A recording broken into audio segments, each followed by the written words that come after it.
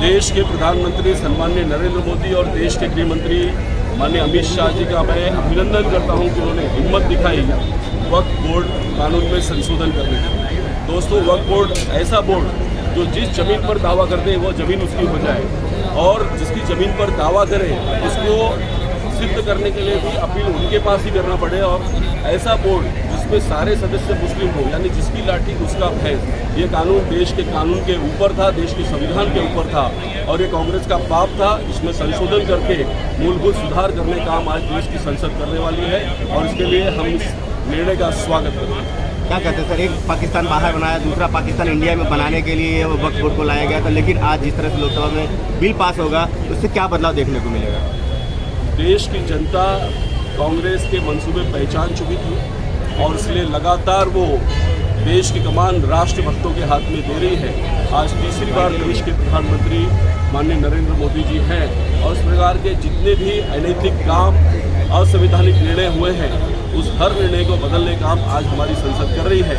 आज के इस निर्णय का भी हम हार्दिक स्वागत करते हैं। महत्वपूर्ण दिन है। 3 दिनों में हमें दूसरी बार ईद मनाने का मौका मिला है, जिसके लिए हम अपने प्रधानमंत्री श्री नरेंद्र मोदी जी का दिल से धन्यवाद करते हैं और उनके लिए हम हमेशा एहसानमंद रहेंगे। हमारे लिए हमेशा एहसानमंद रहेंगे कि उन्होंने ये वक्फ संशोधन बिल लाकर हम मुसलमानों को, गरीब मुसलमानों को विकास की मुख्य धारा में आने का मौका दिया। आज वक्फ संशोधन बिल से जो भूमाफिया हैं, जिन्होंने हमारी हजारों करोड़ की प्रॉपर्टी जब्त करके रखी है, पिछली सरकारों से मिली जुली मिलाप करके उन्होंने कब्जे में रखी थी, मुझे लगता है अब वो ज़मीनों पर आम मुसलमानों को फ़ायदा मिलेगा। आम मुसलमानों के लिए कॉलेज, हॉस्पिटल बनेंगे और उनके कब्जे से ज़मीनें छुड़ाई जाएंगी। तो ये हमारे लिए बहुत बहुत मुबारक दिन है आज का।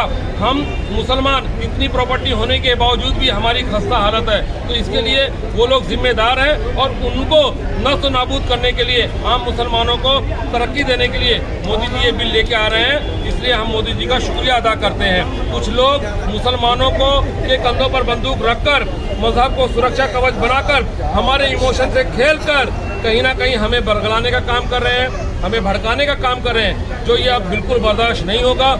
आज देखिए पूरे हिंदुस्तान में सुबह से मुसलमान जश्न मना रहा है, मुसलमान इस बिल के फेवर में अपनी खुशी जता रहा है और ईद मना रहा है। आज भी देखिए हम लोग सेवइयाँ बनवा के लाए हैं, यहाँ पे शीर खोरमा बंट रहा है, तो कहीं ना कहीं ये हम सभी के लिए बहुत अच्छा दिन है।